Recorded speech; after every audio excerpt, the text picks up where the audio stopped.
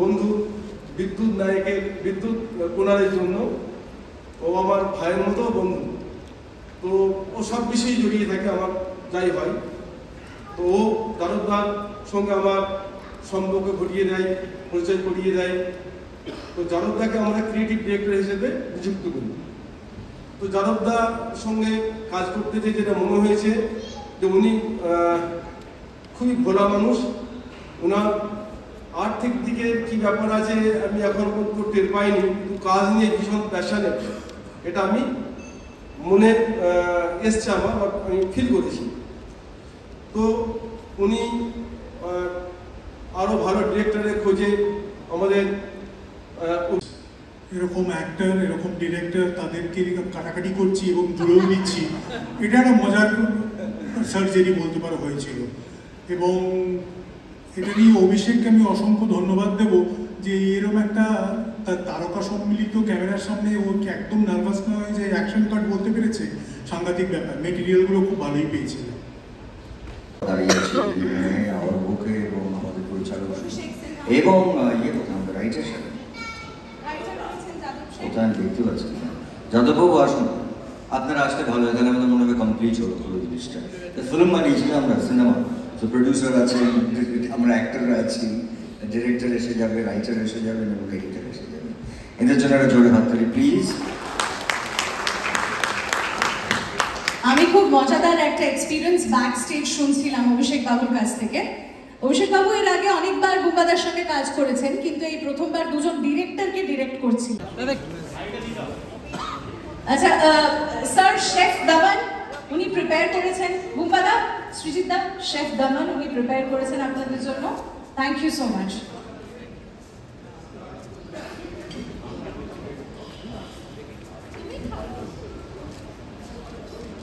অবাদের জন্য কি একটা বিস্কুট?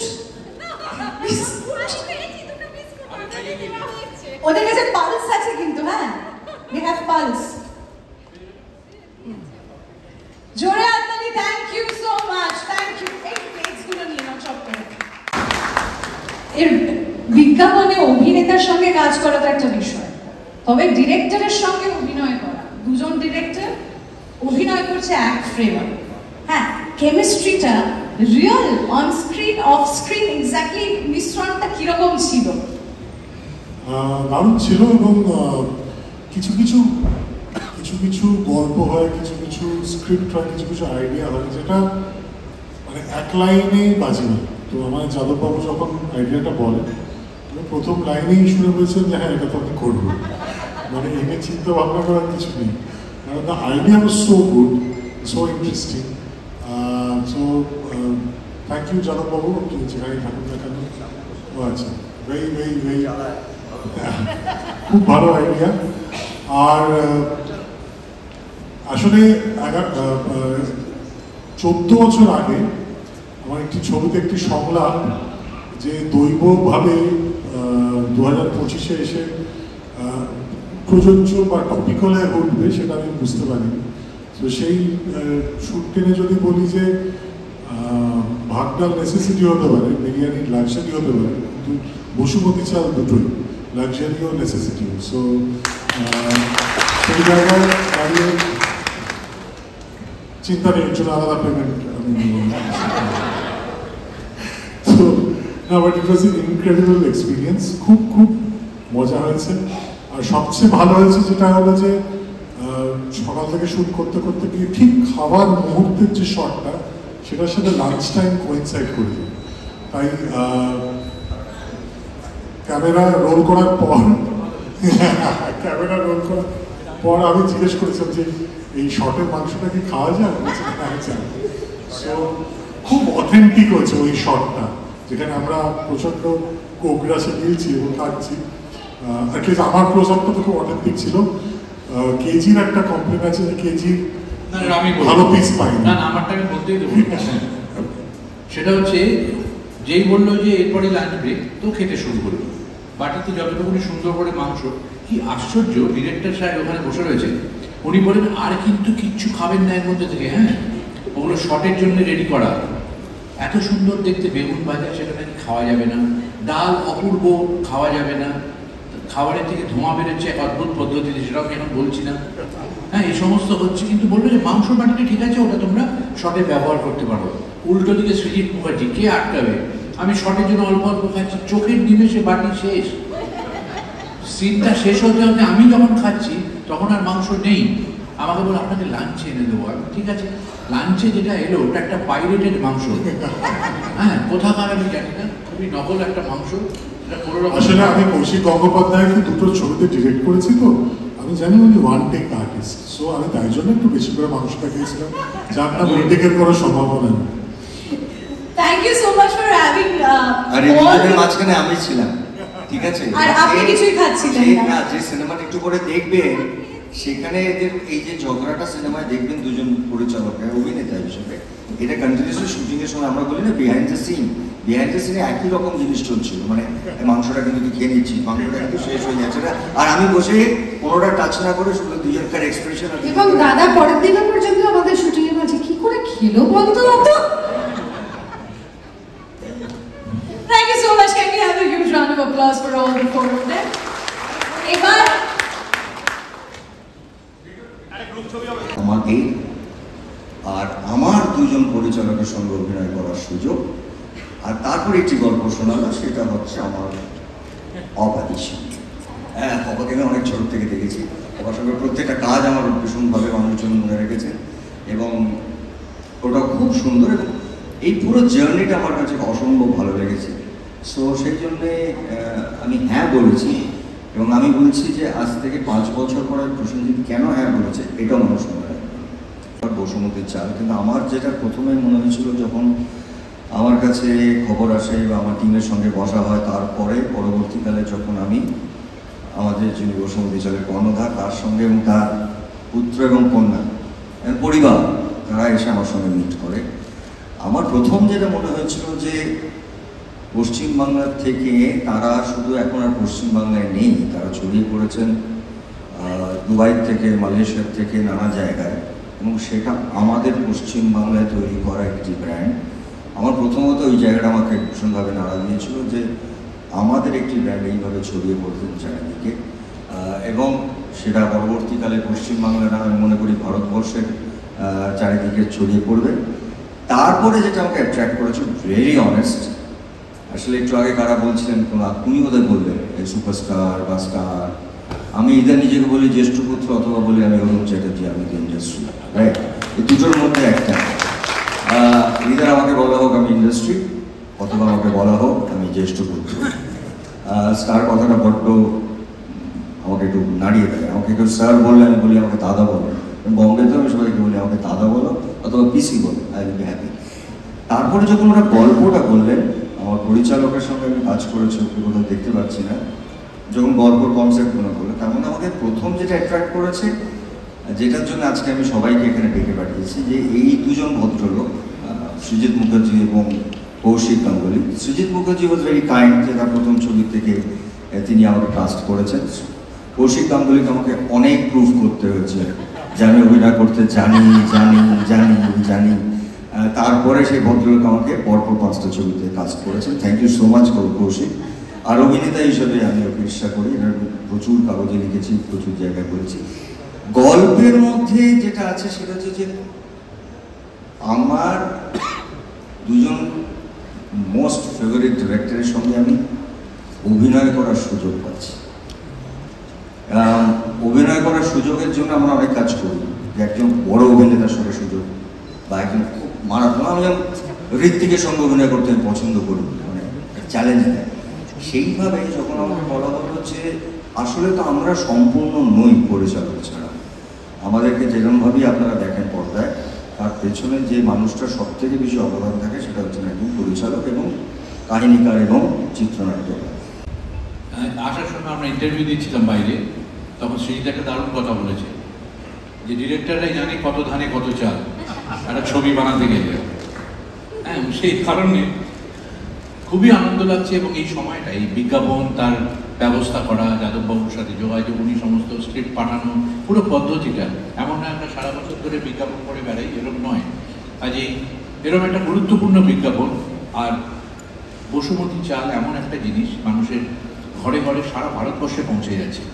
সেরকম একটা গুরুত্বপূর্ণ প্রোডাক্টে বিজ্ঞাপনে বাংলা চলচ্চিত্রের সুপারস্টার কিন্তু লাগবেই, কিন্তু তার সাথে যে অভিনেত্রী এবং দুজন পরিচালককে লেগেছে সেটা আমাদের কাছে খুব আনন্দের। আমাদের বাংলা ছবির জন্য খুব ভালো যে বাংলার দর্শককে অন্তত আমাদের মধ্যে দুটো ভাগ পাবেন। এবং বিশ্বাস করুন, বাংলার আমাদের যত দর্শক আছেন যারা আমাদের ভালোবাসেন তারা এইটা জানে যে বোম্বাদা খুবই পরিমিত আহার করেন, কিন্তু বাকি তিনজন আমরা খেতে খুব ভালোবাসি। Thank you. I think the most credible face of the small screen is অপরাজিতা আড্ডু। উনি যে বিজ্ঞাপনে থাকেন সেটা সবার বাড়িতে ডেফিনেটলি থাকে। তো Aparajita di, you been a part of this commercial also, তোমার কেমন লেগেছে? ভাত তো তুমি খুব ভালোবাসো, সেটা ভাতের বিজ্ঞাপন তো আমি ছাড়া হতে পারে না, কারণ ভাত দিয়ে আমাকে কিডন্যাপ করে নেওয়া যায়। আমি 26 বছর আগের একটা অভিজ্ঞতা বলছি। রণক্ষেত্র বলে আমরা একটা ছবি করছিলাম, আমি ছিলেন, দাদা ছিলেন, আরো অনেকে ছিলেন, হরনাথ চক্রবর্তী ছিলেন ডিরেক্টর। এবার আমি এত ভাত খেতে ভালোবাসতাম আর এত বিরিয়ানি খেয়ে ফেলতাম যে দাদা এবং হরদা বলেছিল ওর কাছে কেউ ভাত নিয়ে যাবে না যতদিন শুটিং চলবে, ওকে ভাত দেবে না, ও আরো মোটা হয়ে যাবে। তো এই যে শুটিংটা আমি করতে পেরেছি, এটা করে খুব ভালো লেগেছে, কারণ আমি সবসময় বোম্বাদার সঙ্গে কাজ করতে চাই। আমার জীবনের খুব আকাঙ্ক্ষা যে আমি অনেক ভালো ভালো কাজ করি ওনার সঙ্গে, ওই জন্য সুযোগটা ছাড়ি না। এবং এই কাজটা করতে পারার জন্য অভিজিৎ সেনকে একটা ধন্যবাদ দেওয়া উচিত, কারণ আমি প্রজাপতি শুটিং করছিলাম, ও আমাকে ডেটটা ছেড়েছিল, না হলে হয়তো আমি করতে পারতাম না। ডেট চাই তো আমরা এমনিতেই তাকে একটা ডেটটা ছেড়েছিল, ওর জন্য করতে পেরেছি। এবং খুব ভালো অভিজ্ঞতা। থ্যাংক ইউ যাদবই বলেছেন। যাদব আমাকে সমস্ত কাজে, মানে আমি না করতে চাইলেও আমাকে ঝুলি করে। ও হচ্ছে আমি যাদবদার ইভেন্টে গেলেই দেখি অবাধি কথা দিয়েছে। হ্যাঁ, এবং দাদার সঙ্গে আমার কথা হয়েছিল, যিনি ওনার মেয়ের সঙ্গে কথা হয়েছিল, আমার কথা বলে খুব ভালো লেগেছিল। তো ওনাদের সকলকে আমার ধন্যবাদ এই কাজটায় আমাকে অংশ হিসেবে নেওয়ার জন্য।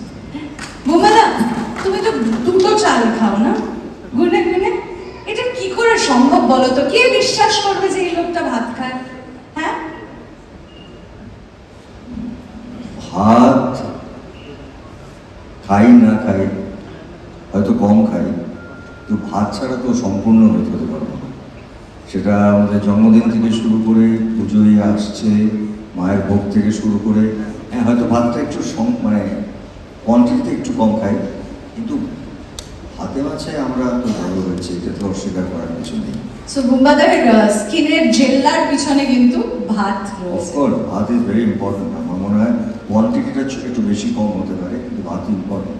আচ্ছা, তুমি খুব সীমিত ব্র্যান্ডসদের সঙ্গে অ্যাসোসিয়েট করো, মানে we don't see you with every product talking about every brand. সেক্ষেত্রে বসুমতী চালের সঙ্গে অ্যাসোসিয়েট করার পিছনে তোমার রিজনটা কি? প্রথমত বলি যে অনেক কাজে আমরা করেছি। 1 লাখ স্কোয়ার ফিট, এখানে যেই মানুষজনকে এই কারখানা, একটি নতুন কারখানায় এমপ্লয় করা যাবে, সেই সংখ্যাটাও নেহাত কম নয়। এদের সকলের প্রচেষ্টায় আজকে কিন্তু প্রচুর মানুষজন ফ্রম ওয়েস্ট বেঙ্গল বসুমতীর সঙ্গে অ্যাসোসিয়েটেড হয়েছে।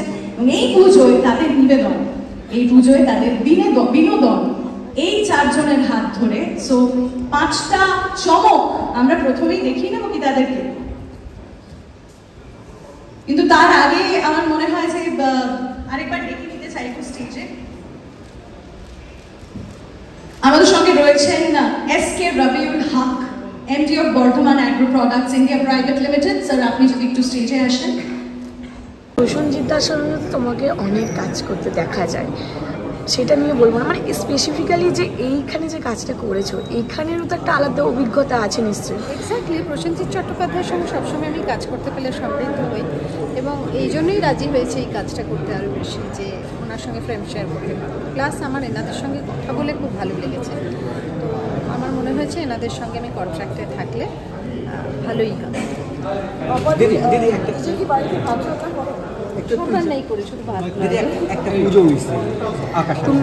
আকাশটা সবকে জানাই শারদীয়ার আন্তরিক। আমি যে পোর্শনটা করেছি সেটা হচ্ছে বরকে তাড়াতাড়ি করে ভাত দিতে হবে, তাড়াতাড়ি করে ভাত রেঁধে তাকে অফিসে পাঠাতে হবে, সেরকম একটা গল্প ছিল। তো সেটাই আমরা করেছি, এবং আমি যখন বিজ্ঞাপনটা দেখলাম ডাবিং করতে গিয়ে আমার মনে হচ্ছে বেশ ভালো হয়েছে, এবং ঝটপট একটা ব্যাপার আছে, তাড়াতাড়ি এটা খুব সুন্দর বানান, মানে খুব ভালো বানানো হয়েছে বিজ্ঞাপনটা, আশা করি মানুষের ভালো লাগছে। তো আমি চেষ্টা করছি যতটা জোরে বলা যায়। তো এই সময় আমার মনে হয় পশ্চিমবাংলায় দাঁড়িয়ে আমি জানি বর্ধমান থেকে এরা অলরেডি যে ব্র্যান্ডটা আজকে এখানে আপনারা এসছেন, বসুমতী চাল ভাত যেটাই বলি, সেটা বিশ্বের অনেকগুলো জায়গায় ছড়িয়ে গেছে। এরা আমাকে নিয়ে শুধু নয়, আমার সঙ্গে আমার যেটা খুব ইন্টারেস্টিং লেগেছে, আমার দুই পরিচালককে নিয়ে এটা খুব মিষ্টি ছবি বানিয়েছে ইনফ্যাক্ট সিনেমার মতো। এবং এটা আমার কাছে খুব এটা আমার মনে হয় শুধুমাত্র সিনেমা না, আমার মনে হয় না যে কোনো ব্র্যান্ডিং এরকম সারা পৃথিবীতে কোথাও হয়েছে যেখানে একজন অভিনেতা তার দুজন পরিচালককে নিয়ে, নায়িকাদের নিয়ে অনেক সময় হয়, আর এই দুই পরিচালকই আমার কাছে প্রায় নায়িকার মতো না, এতগুলো ছবি একসাথে করেছে। এবং এই ব্র্যান্ডটা আমার মনে হয় এটা বাঙালিদের কাছে নয়, সারা বিশ্বের কাছে পৌঁছে যাবে। এবং আমরা খুব গর্ববোধ করবো যে আজকে দাঁড়িয়ে আমরা যে কাজটা করেছি, আগামী হয়তো 10 বছর 15 বছর 20 বছর পর আমাদের বাংলার, পশ্চিমবাংলার একটি ব্র্যান্ড এবং সেটা অন্য আর সেটা বিশ্বে দরবারে চলে যাচ্ছে।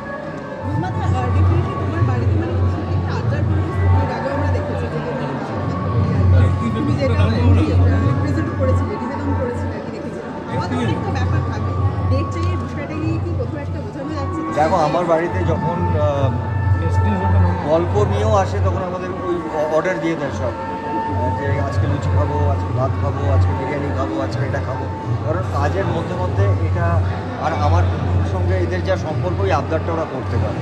আর সেখানে দাঁড়িয়ে আমার বাড়িতে ওরাও আসছে মাঝে মাঝে, আমার বাড়িতে যখন কখনো ইভেন্ট হয় বা যখন কোনো আমি মিডিয়ার সঙ্গে কথাও বলতে চাই, আমি বলি ওটা তোমরা করো, তার সঙ্গে একটু সকালে ব্রেকফাস্টটা খেয়ে যাও। তো আমাদের খাওয়া দাওয়া আমাদের বাঙালির সঙ্গে জড়িয়ে আছে। আর এখন তো পুজোর মধ্যে তাটা আরও বাড়বে, কারণ নানান রকম খাবার, সেই সময়টা কি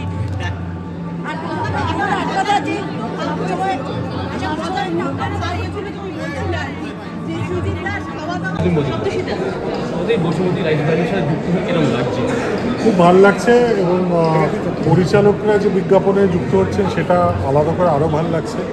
কারণ যারা অ্যাকচুয়ালি জানেন কত ধানে কত চাল হয়, তারা চালের বিজ্ঞাপনে ঢুকছেন, এবং পুরনো চাল ভাতে পারে সেটা তো ধূমকেতুই দেখিয়ে দিয়েছে। সো সব মিলিয়ে ইন্টিগ্রেশনটা খুব ভালো হয়েছে চাল, খুব ভালো হয়েছে, দারুণ ভালো হয়েছে, এবং আমরা খুব এনজয় করেছি।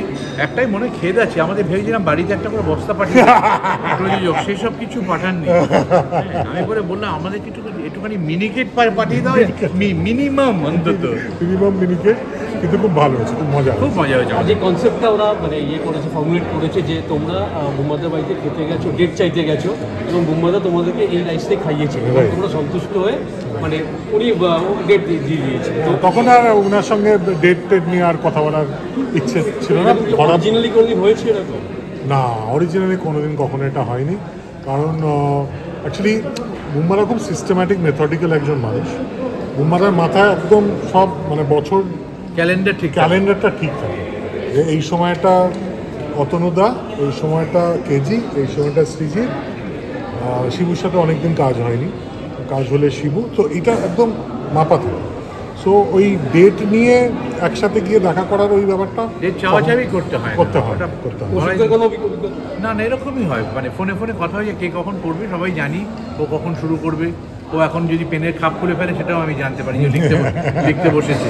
হ্যাঁ, কাজে সেটাই একটা ব্যাপারে আমরা একে অপরের খবর টবর রাখি, এবং সেটা একটা অনেক দিনের একটা সূত্র হচ্ছে বুম্বাদা, তার মাধ্যমে কাজে না ওটাই সূত্র বলতে আরেকটা জিনিস যেটা দেখতে পাচ্ছি, সৃজিতদা যখন যে জামাটা পরে সেটা খুব সূত্রময় হয় আর কি, যেরকম আজকের জামাটা আর কি সূত্রময়। যদি একটু বলো পরিষ্কার করে, গোয়েন্দাগিরি তো। কারণ এবার পুজোয় তো এই আমাদের বিজ্ঞাপন আর আমার ওয়েব সিরিজ, আমার পুজো এবার দুটোই রিলিজ, কোনো ছবি নেই। সো ওয়েব সিরিজের ভাবলাম একটু ক্রস প্রমোশন করে দিই, আর আমার শেষ ফেলুদা সিরিজ, সো তাই জন্য এই টি শার্টটা পরে এলাম। এটা ওই এই গ্রিনিং ট্রি বানিয়েছে, এবং গ্রিনিং ট্রি এই মার্চেন্ডাইজ 3টে টি শার্ট ডিজাইন আছে, এবং হোপফুলি এটা খুব পপুলার হবে, এবং হোপফুলি শেষ ফেলুদাটা খুব মেমোরেবল একটা ফেলুদা হবে। কারণ মগনলাল মেঘরাজ আছে, খরাজ মুখোপাধ্যায় দারুণ পাঠ করেছে, সো হোপফুলি সবার খুব ভালো লাগে। আমি সুরিন্দর সিনিয়র একজন পরিচালক হিসেবে অভিনন্দন জানাচ্ছি। Thank you. এবং কৌশিকটা একটু আগেই যেটা বলছিল আর কি, সৃজিতদা পুরোনো চাল হাতে পারে, এই যে জুটিটাকে দেখছি সেই আর কি আগে দেখা জুটি, অপাদি এবং বুম্বাদা দুজনকে আবারও ফ্রেমে দেখছি এবং খুব সুন্দর লাগছে। তুমি যদি সেটা নিয়ে বলো যে সেই জুটিটাকেও আবার আমরা সেখানে আমরা দেখতে পাইনি, আমাদের শুধু বুম্বাদা ছিল, শুধু প্রাক্তনে একটু দেখতে পেয়েছি। কাজেই কাজে এখানে অন্য বিজ্ঞাপনে আছে, সেটা আমাদেরটাতে ছিল, আমাদেরটা আছে, তোমাদেরটাই শুধু বন্ধুত্বের, আমাদেরটা অপার, আমাদেরটা অপার বন্ধুত্বের, অপার বন্ধুত্ব। আগামী দিনে বাংলা কাঁপানোর জন্য তৈরি হচ্ছে। দেখুন, বাংলা কাঁপানোর জন্য তৈরি হচ্ছে এভাবে বলতে পারবো না, তো আমরা সবাই মিলে খুবই কি বলবো, খুবই আশাবাদী যে নিশ্চয়ই আমরা এরকমভাবে একটা কম্বাইন্ড একটা ভালো কাজ করতে পারবো। বিশেষ করে সৃজিত বাবু, কৌশিক বাবু, বুম্বাদা, এরাও তিনজনই লিজেন্ড, তো এদের একটা সাহচর্য পেলে আমাদের ব্র্যান্ড নিশ্চয়ই আগামী দিনে একটা জায়গায় যাবে, এই আশা রাখি। আপনার পুরো নামটা? Sheikh Rabiul Haque, managing director of Bardhaman agro product India private limited. Thank you.